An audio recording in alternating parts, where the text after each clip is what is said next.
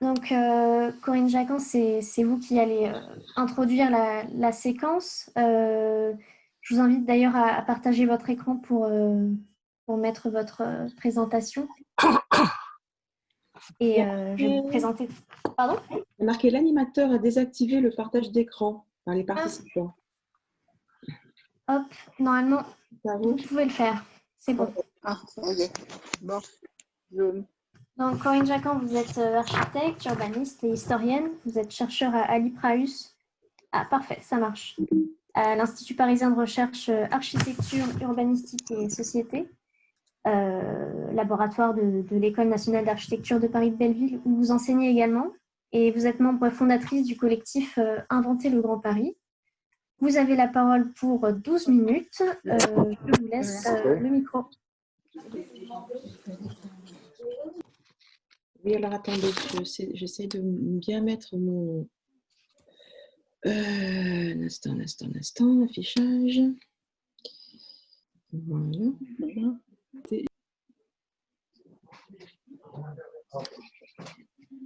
Excusez-moi, normalement ça marche bien, mais là... Ah, ça y est, je trouve.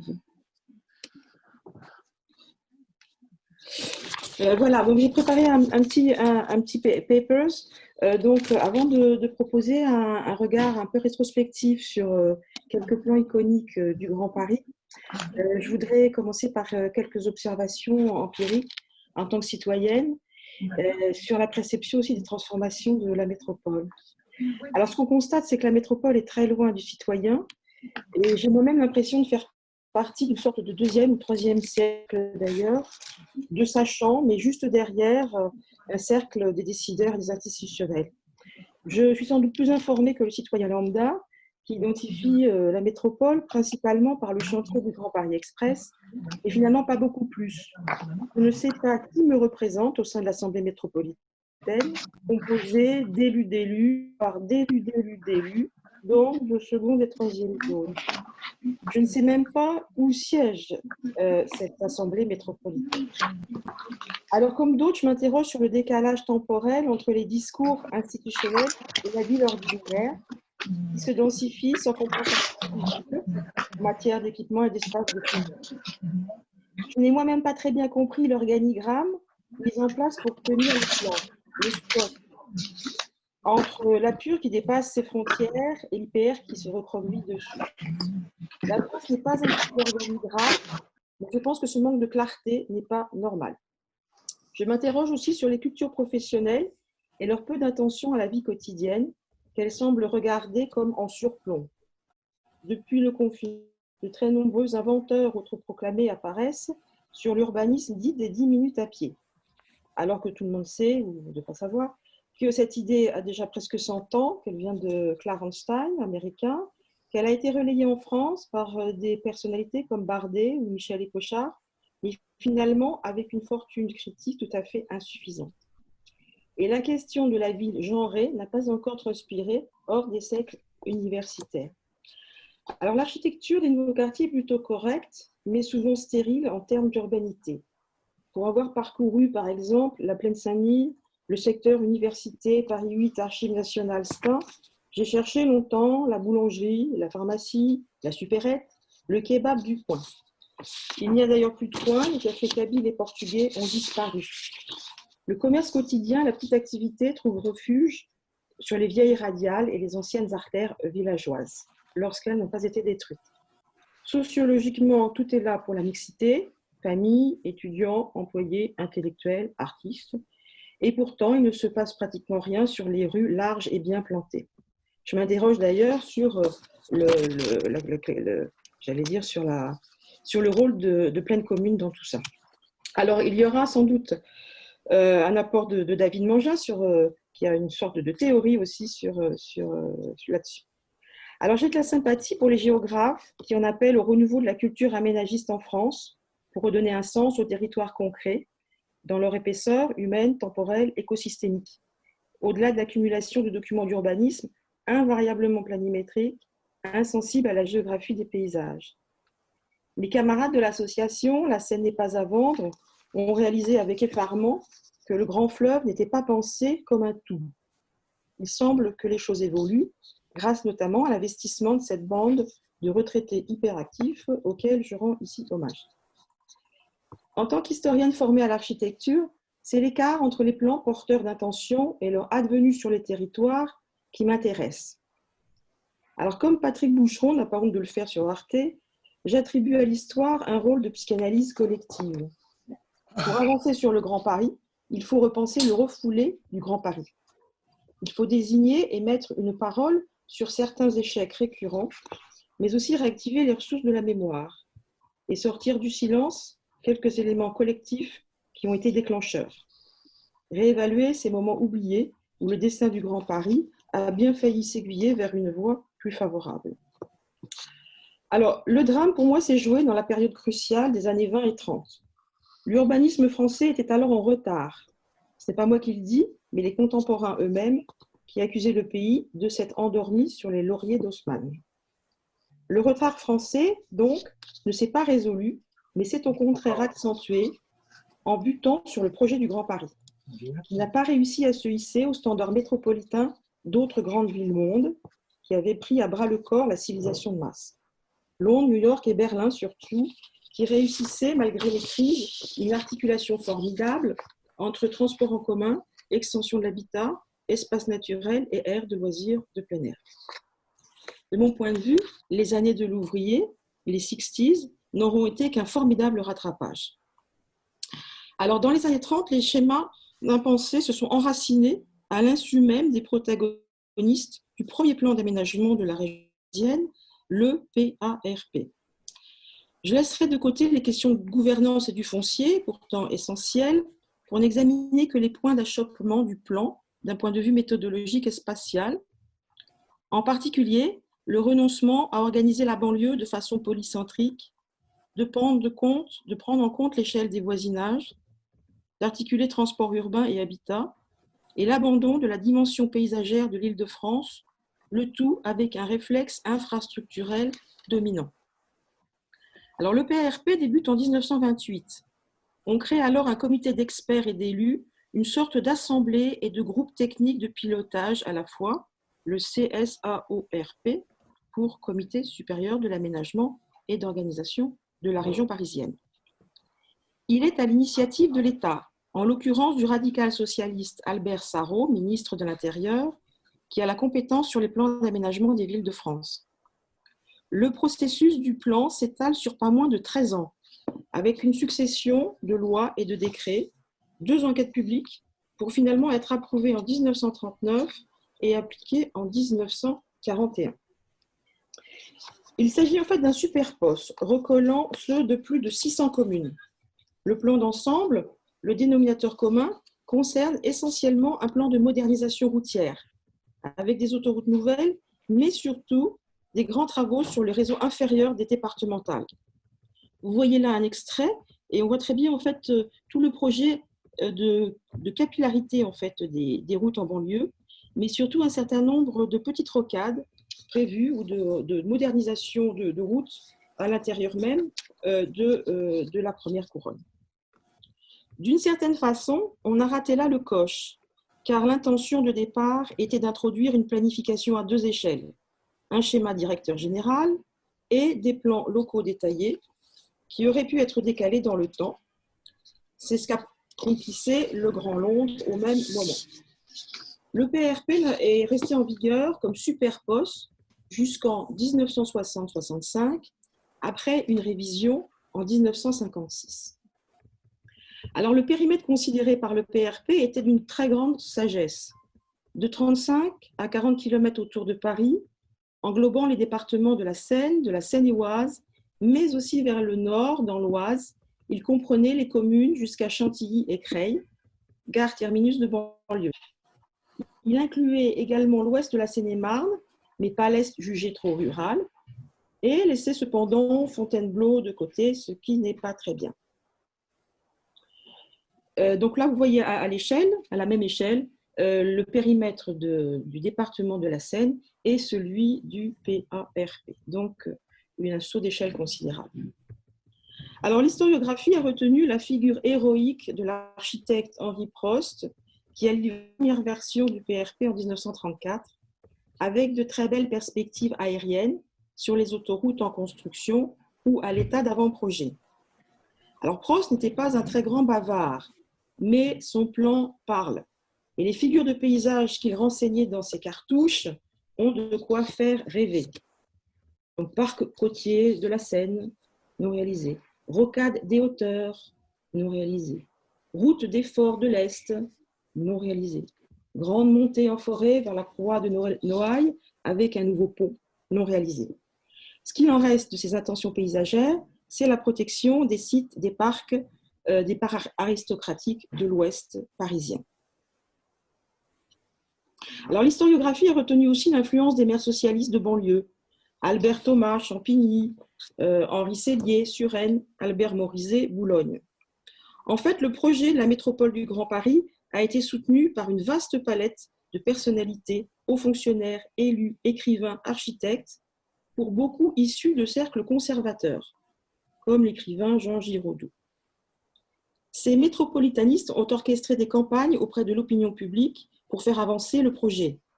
Il y a eu un congrès en 1929, des expositions en 1935, 1937, des rubriques régulières dans la presse et dans le magazine de l'Illustration, ainsi que 3 revues dédiées spécifiquement au Grand Paris. À l'époque, tout ce monde connaissait très bien sa géographie. Il faut se les imaginer parcourir la banlieue et l'Île-de-France en voiture décapotable sur les chemins dits de grande circulation. Alors l'autre élément du plan qui est très frappant, c'est le blanc laissé sur la ville de Paris. Et ce hiatus mérite qu'on s'y attarde, car il est le signe d'une répétition névrotique.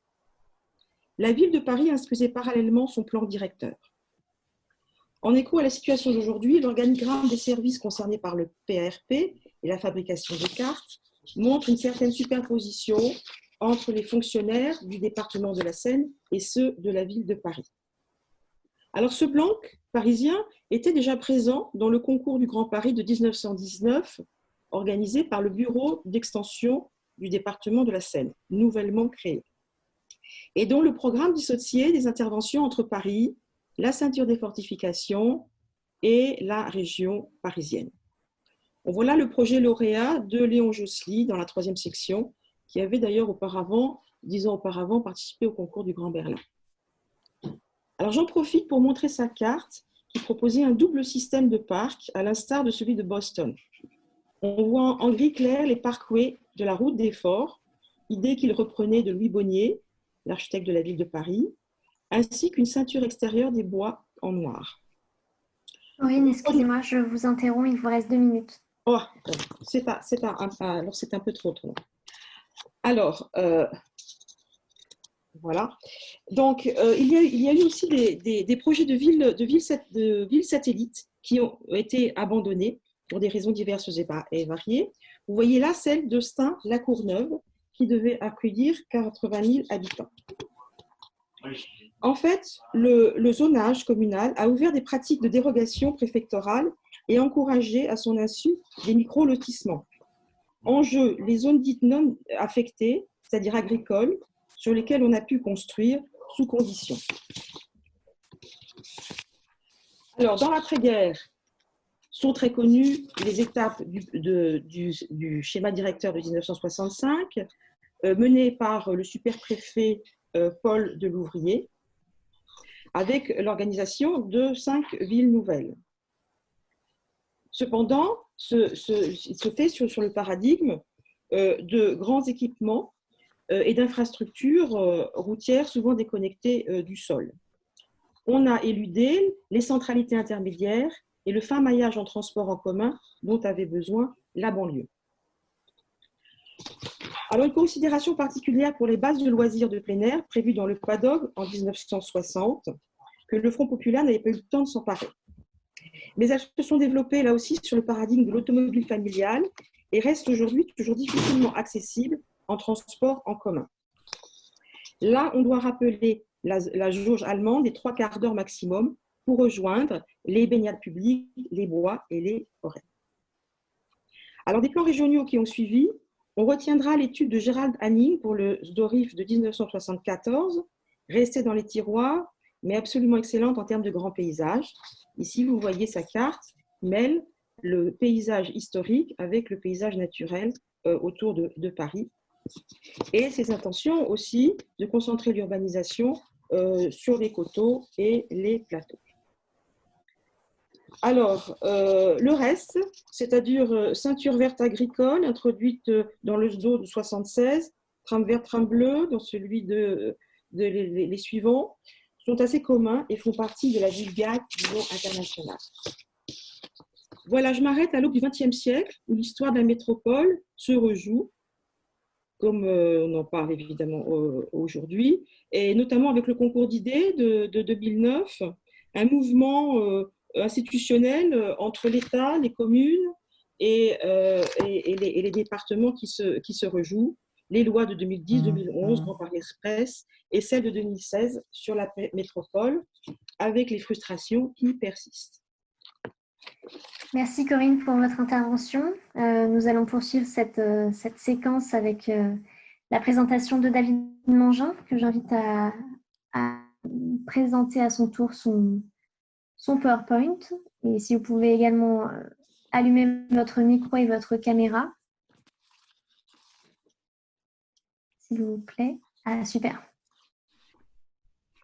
Très bien. Vous pouvez maintenant partager votre écran. Voilà, on y est. Parfait. David Mangin, vous êtes architecte urbaniste, Grand Prix de l'urbanisme 2008, cofondateur de l'agence Sora Architecte, professeur émérite à l'école d'architecture et de la ville et des territoires Paris-Est, si je suis à jour du bon nom, à Marne-la-Vallée. Et vous avez la parole pour également 12 minutes. On voit très bien votre écran, c'est parfait. À vous. Bonjour à tous. Ce petit problème technique fait que je pense que ça va mieux s'enchaîner avec les deux interventions précédentes, notamment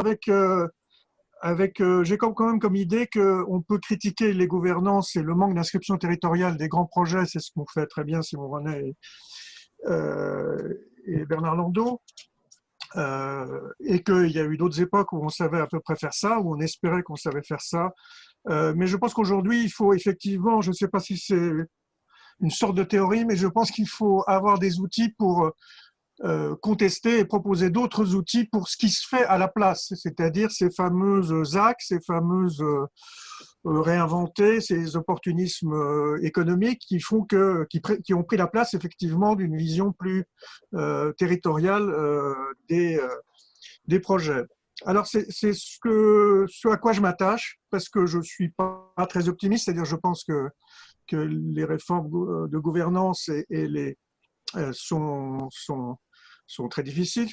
Et donc, en attendant, si j'ose dire, il faut se forger quelques convictions et essayer de fabriquer d'autres outils pour faire une alternative à ce que j'appelle, moi, assez facilement l'urbanisme de la moyenne, c'est-à-dire un urbanisme où les vélums sont déjà donnés, où les programmations sont formatées, et ce qu'on voit quotidiennement, où les rez-de-chaussée, moi, ce que j'appelle les rez-de-ville, j'y reviendrai, ne marchent pas.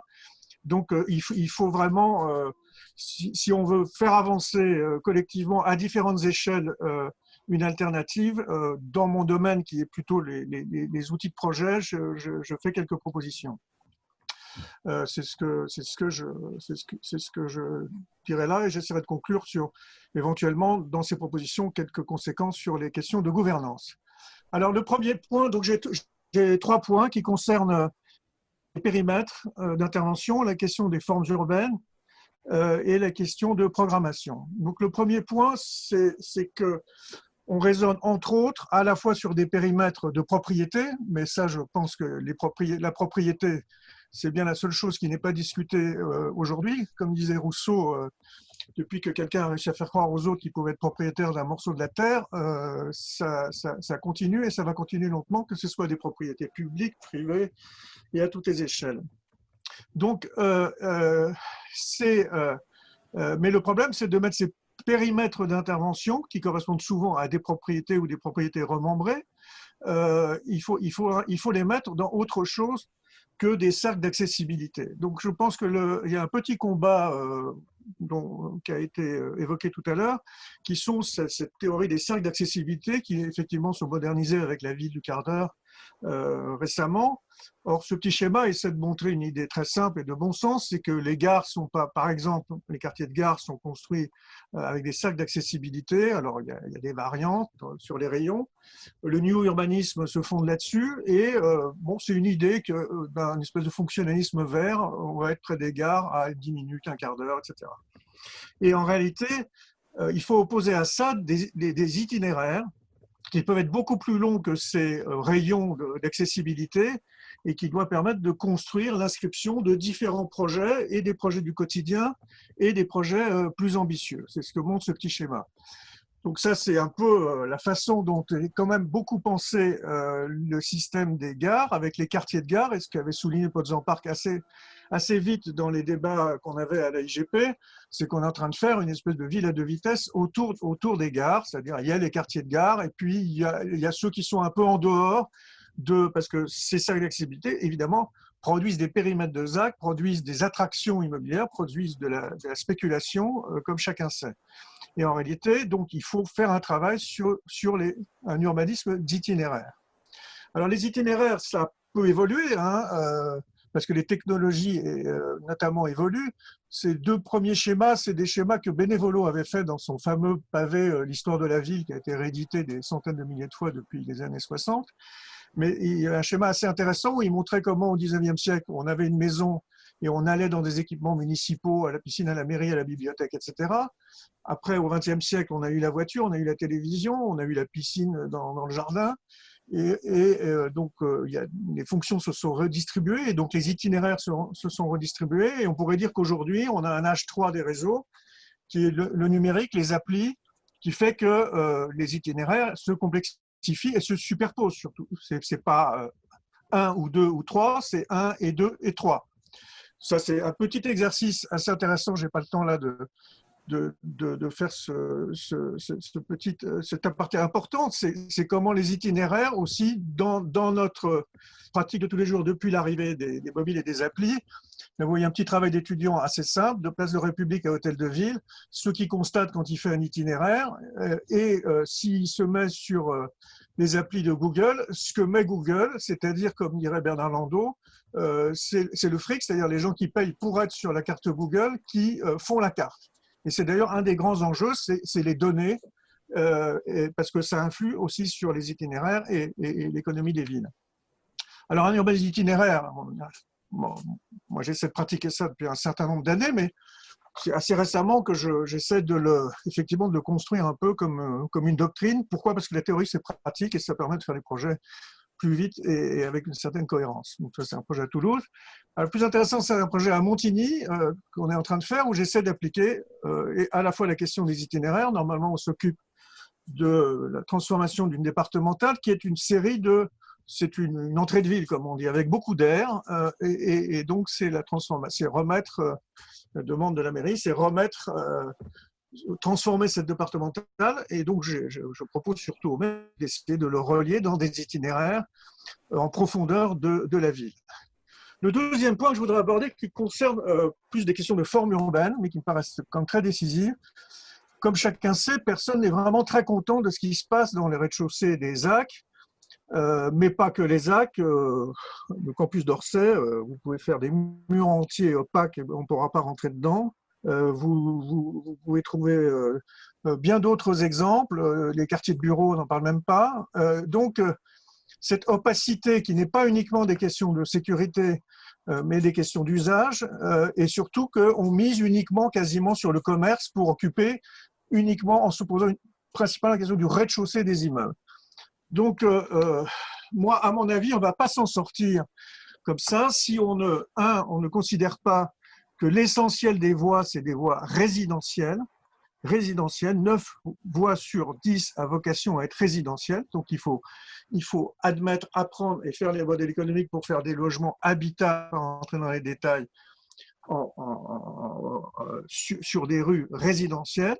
Et puis, le reste, ça peut être à la fois des rues évidemment actives et puis des rues plus ou moins passantes et poreuses. C'est pour ça que j'emploie le terme de raid-ville. Beaucoup de gens ont travaillé, François Leclerc, beaucoup de gens ont travaillé principalement sur la question des rez-de-chaussée, mais je pense qu'il faut absolument élargir à cette notion générale de Redville, y compris sur l'essentiel de ce qui se fait dans l'urbanisation, c'est-à-dire les aires de parking, les drives, toutes ces transformations, les stations-service où il se passe beaucoup de choses en réalité, et donc où il y a l'imperméabilisation des sols, la désimperméabilisation des sols.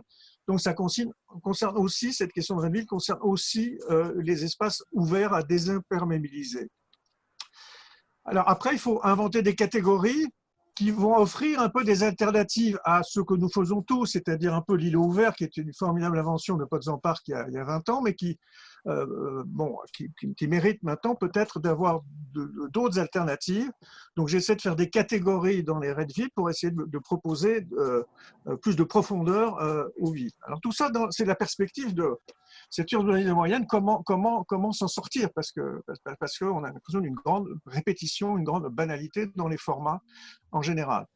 Donc ça, c'est des tentatives d'application qu'on est en train de faire sur Montigny, sur cette voie qu'on transforme.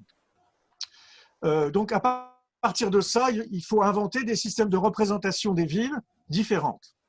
Alors le dernier point que je voudrais aborder, c'est les questions de programmation, avec une proposition particulière qui n'est pas que tout le monde connaît, mais je pense qu'il faudrait la mettre en avant dans les questions de redistribution de gouvernance à l'échelle de la région, c'est des programmations croisées. Donc ça, c'est un peu particulier, c'est un organisme événementiel particulier, puisque c'est à Toulouse, mais je pense beaucoup à l'exemple des CESC et du 104 à Paris. Le 104 a repris beaucoup des CESC brésiliens, c'est-à-dire qu'il y a un modèle économique qui est à des échelles de très grands arrondissements, de population de centaines de milliers de personnes, et qui permet de mettre sur un même site, qui marie d'ailleurs souvent une architecture ancienne et une architecture neuve, sur un même site, de la restauration, une piscine, un centre de santé, un truc pour lire le journal, une installation artistique extrêmement pointue,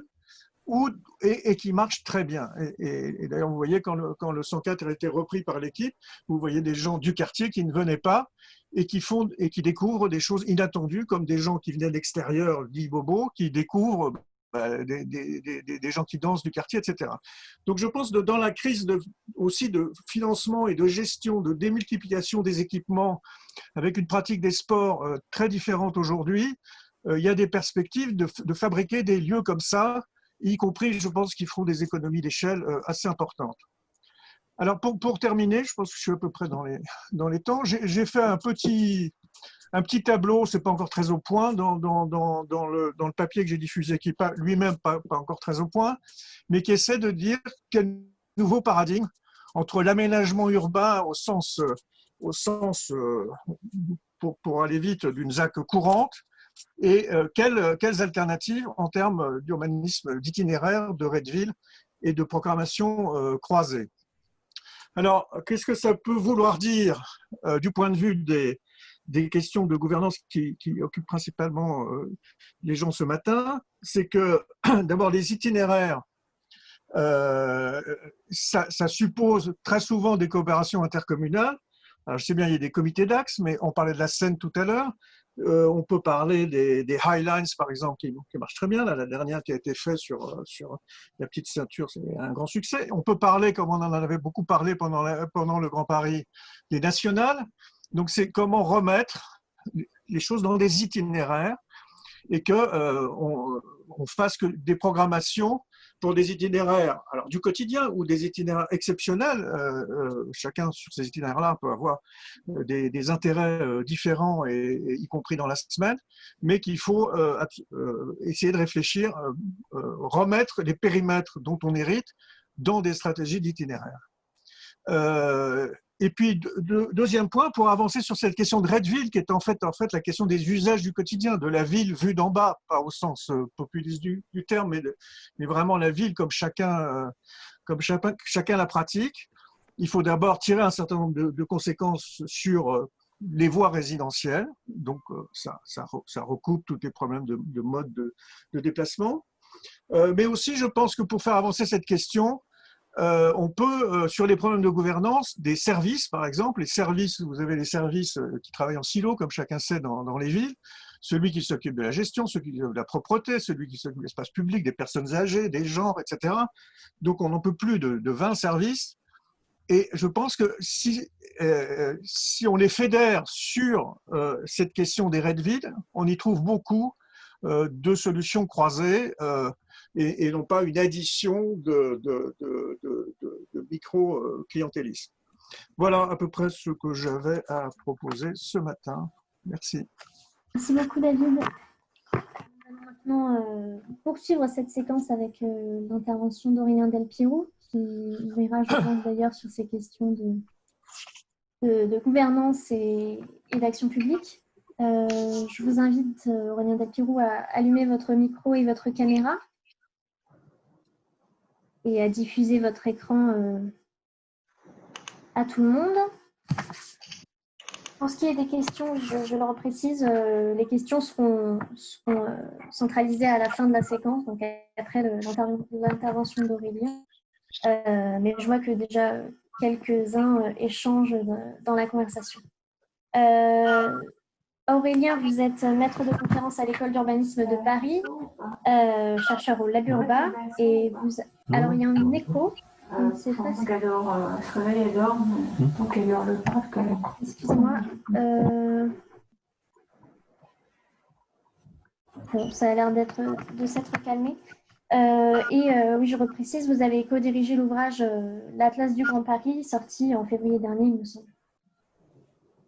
Aurélien Delpiro, c'est à vous. Alors, pour l'instant, nous ne voyons que votre fenêtre Zoom. On ne voit pas votre présentation. Mais vous avez la parole pour 12 minutes.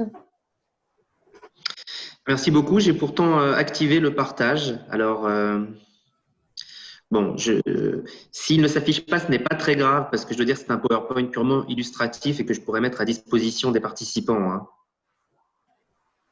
Je vais essayer de le partager votre présentation. Oui, parce que vous l'avez. Ouais.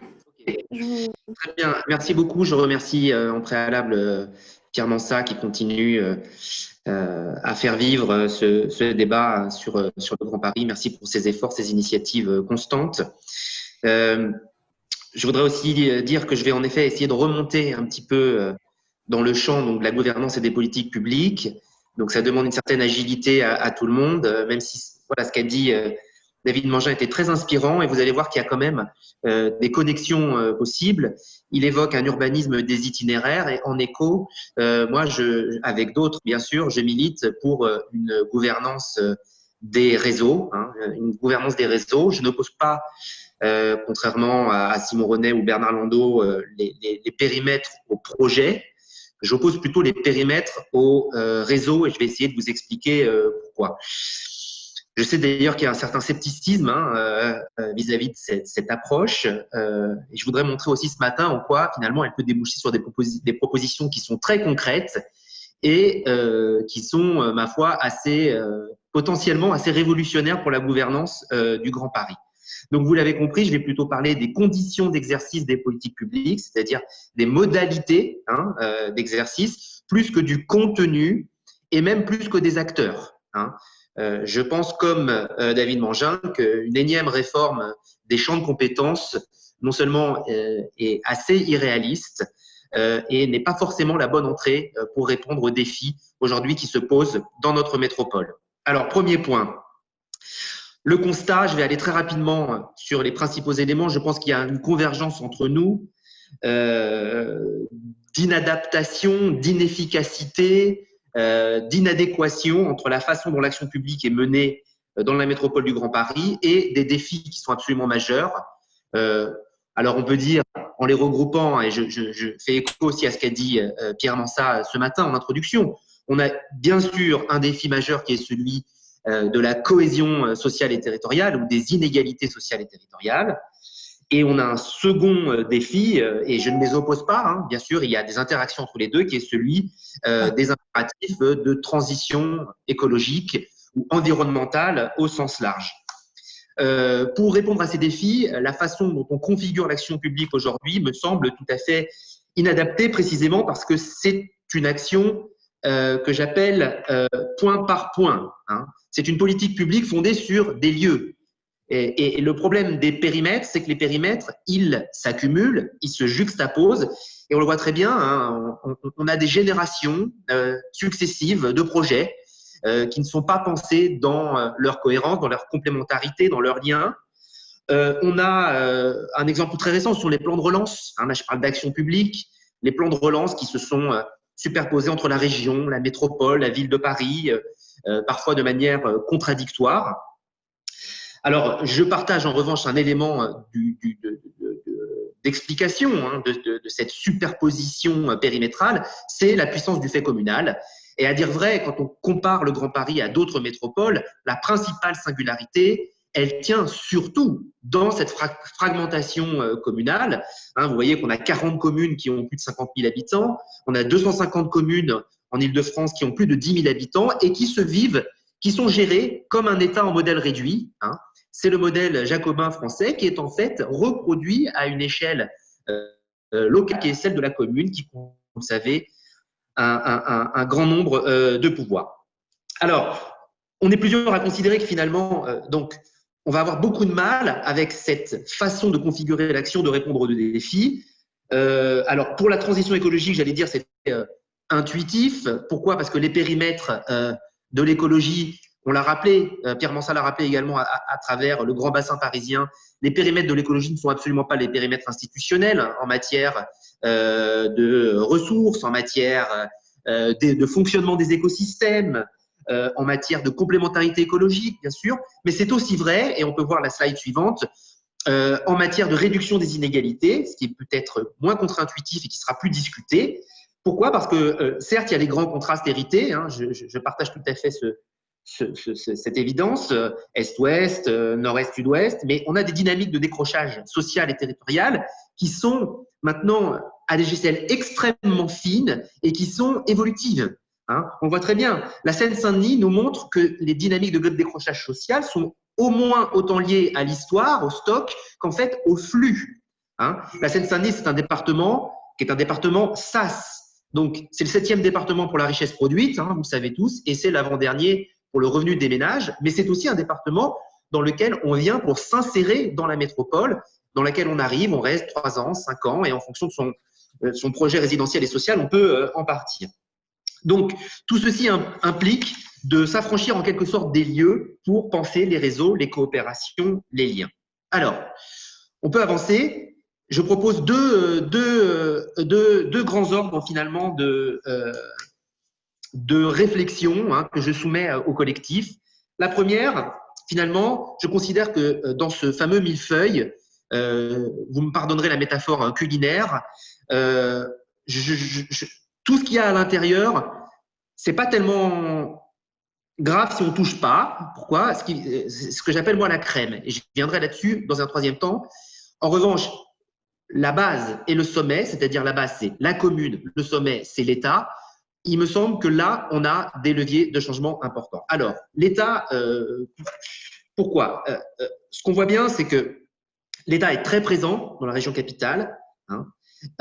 Il s'est en partie retiré. Les collectivités régionales, départementales, intercommunales sont montées en puissance, mais il y a encore un très grand flou, à la fois en matière de compétences, hein, mais surtout en matière, j'allais dire, de responsabilité dans la prise en charge des dynamiques que j'ai évoquées. Alors, typiquement, en matière de transition, par exemple, l'une des grandes composante de la transition, c'est la régulation de l'artificialisation des sols, qui régule l'urbanisation en région Île-de-France. On est bien en peine de le savoir. Est-ce l'État, à travers, c'est ce que vous voyez sur cette slide, la quantité de terrain dont il dispose et la quantité de prêts finalement qu'il pilote dans le cadre des opérations d'intérêt national notamment? Est-ce la région avec le SDRIF? Est-ce la métropole avec le SCOT? Sont-ce les intercommunalités avec les PLUI? Sont-ce les communes? C'est le cas encore quand même dans de très nombreuses communes d'Île-de-France à travers leur PLU. On voit bien qu'on a là ce que j'appelle cet empilement, et cet empilement induit de la confusion et de l'inefficacité.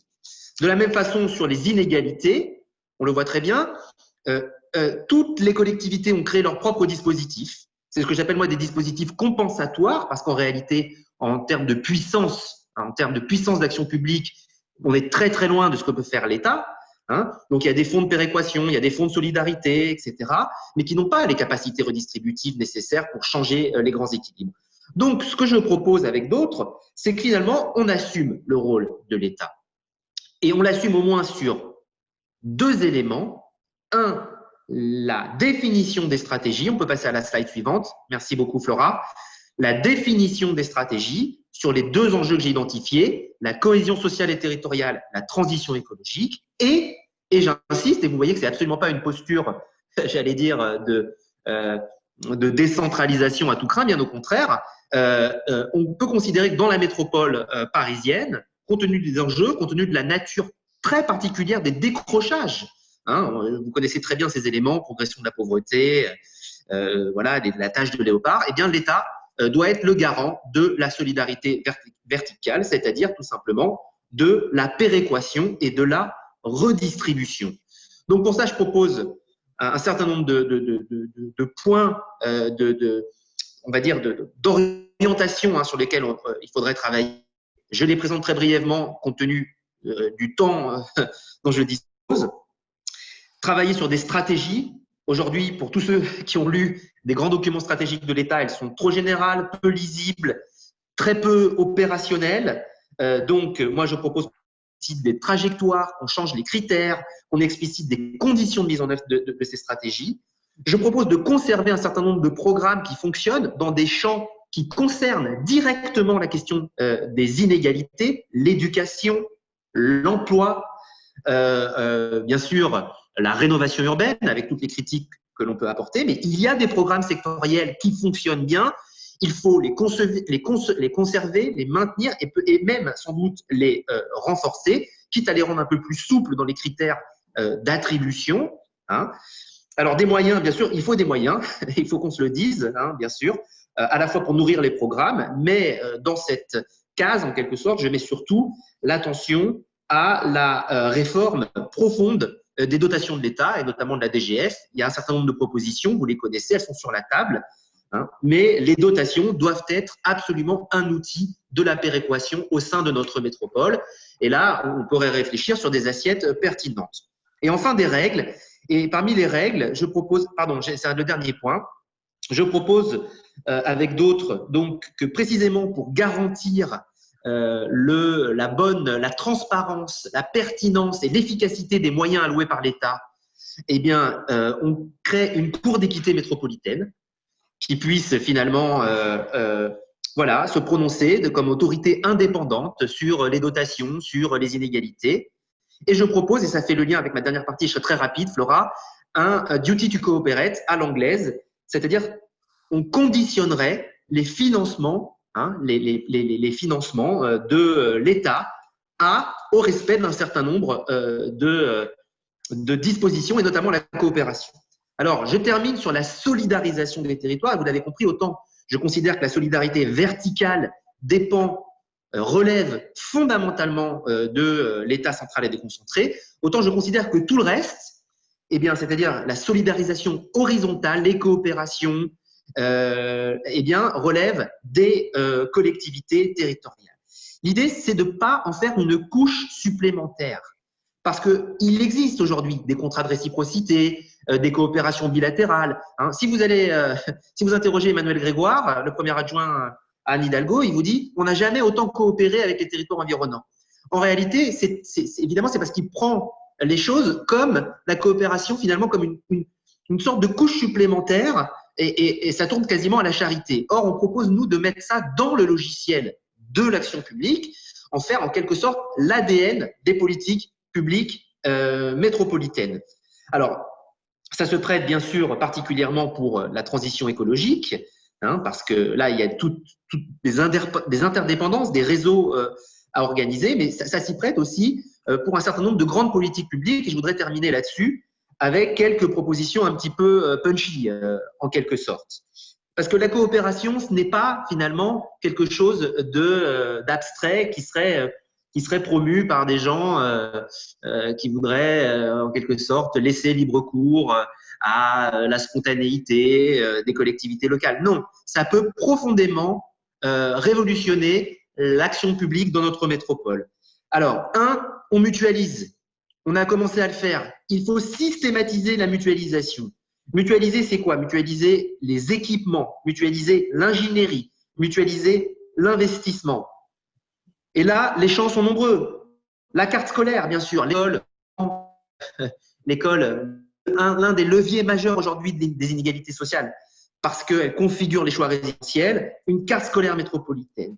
On a parlé tout à l'heure, j'ai très bien entendu ce que vous disiez sur les difficultés de la SADEV, sur la difficulté finalement d'avoir des opérateurs qui soient en capacité de mener des intérêts métropolitaines. Eh bien, je dis, chiche, créons un opérateur métropolitain, intégré, une grande CM, une grande SPL, peu importe, métropolitaine, mais qui puisse travailler, non pas comme GPA, qui finalement est soumis quand même à l'agenda de l'État, qui puisse travailler sur la base d'objectifs métropolitains et qui puisse assurer, je suis très sensible, je le dis à Simon Renet, le portage des projets. Hein.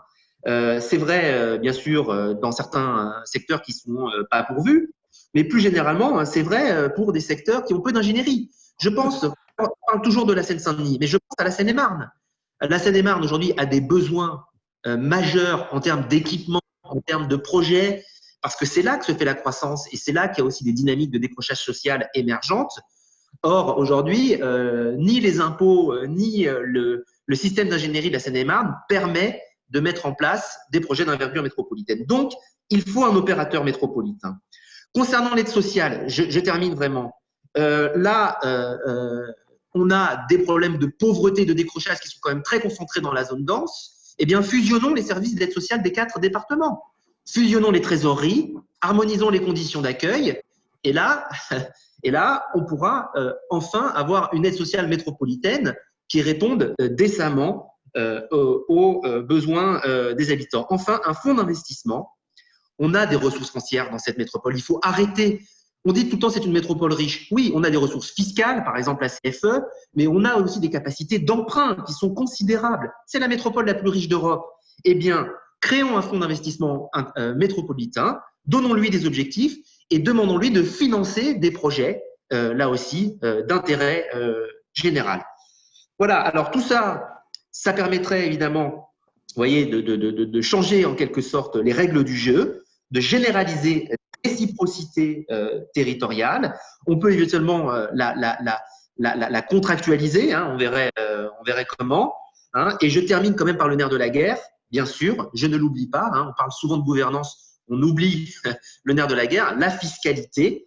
Ça ne pourra pas se faire, hein, tout cela, sans une réforme profonde de la fiscalité locale. Hein, parce qu'aujourd'hui, les concurrences, les effets de concurrence ou de saupoudrage, hein, d'ailleurs, ils sont induits par une territorialisation de la fiscalité locale qui est aberrante et qui ne permet absolument pas de faire émerger un intérêt métropolitain.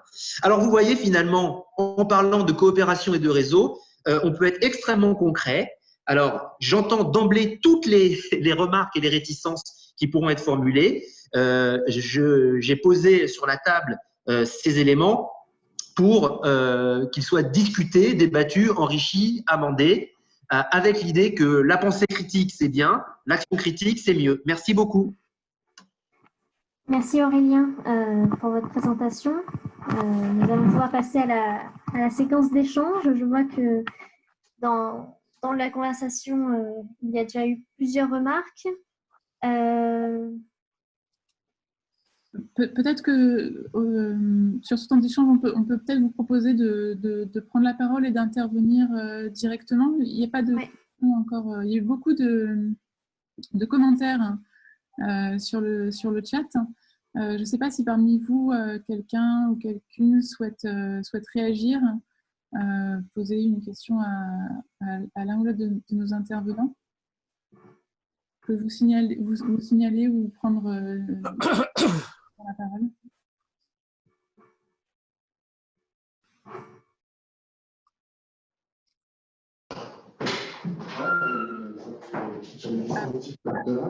Peut-être Chloé M qui faisait une remarque. Vous pouvez prendre la parole si vous le souhaitez. Juste un mot, moi je veux bien dire juste un mot. Oui, je Pierre. peux. Moi, je pense que là, c'est les trois. D'abord, la dimension historique est essentielle pour comprendre ce qui se passe, d'où on vient et où on va.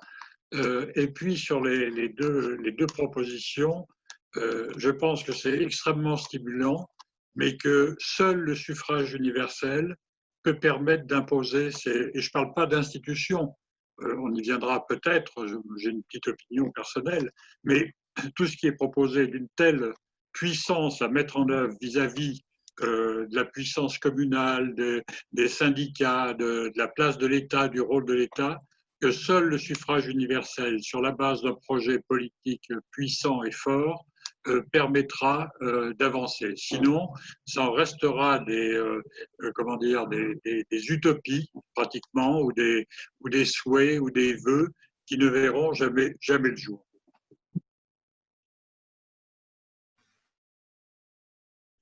Quelqu'un veut rebondir sur... Oui, Monsieur Rotillon. Marc Lémé ensuite.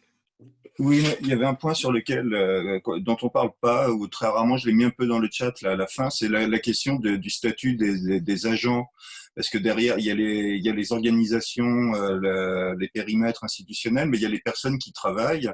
Alors moi, je suis au ministère de l'écologie actuellement, mais j'ai travaillé à la ville de Paris. Et j'étais quand même marqué de voir à chaque fois, j'appelais les Parisiens « nous à Paris ». Parce que à chaque fois, ils disaient « oui, mais nous à Paris, c'est pas comme ailleurs ». Et on a des fonctionnaires qui sont formés par la ville de Paris, pour la ville de Paris, et qui diffusent très très peu avec la périphérie. Et en fait, on a une quatrième fonction publique en France, qui est la fonction publique de la ville de Paris, qui a assez peu d'interaction avec les communes voisines, de fait. Parce que toute la carrière parisienne se fait à Paris et éventuellement à l'État. Il y a une perméabilité plus grande entre la ville de Paris et l'État qu'entre la ville de Paris et les communes voisines, en fait.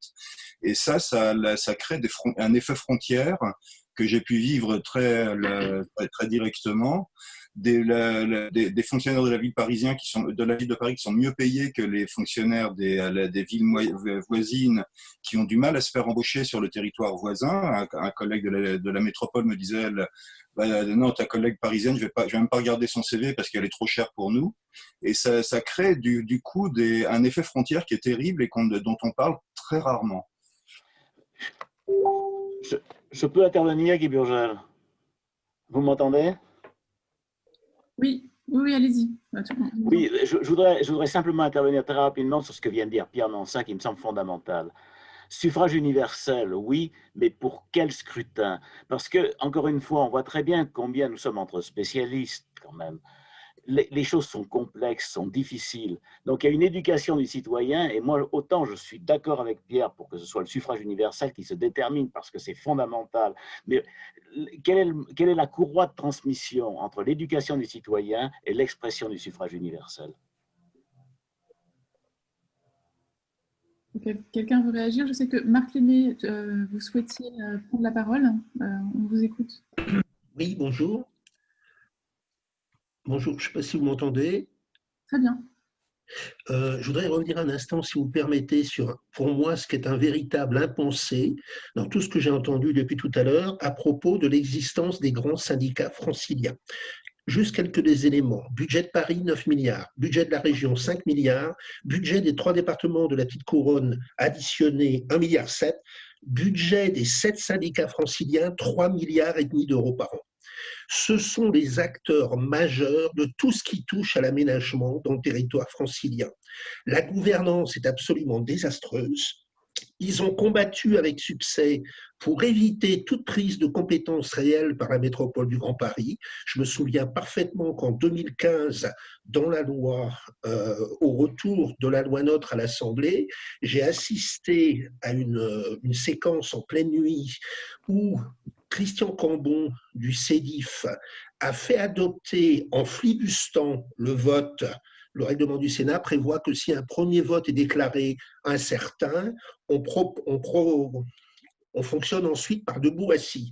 Il a été chercher tous ses copains qui étaient à la buvette et contre l'avis du gouvernement, Madame Lebranchu, contre l'avis du rapporteur Philippe Bas, il a fait adopter un amendement dont personne ne voulait, qui préservait les grands syndicats franciliens en l'état. Ce sont des États dans l'État. Ce sont eux aujourd'hui qui procèdent à tous les investissements dans ce qui concerne l'aménagement urbain et même à la réflexion.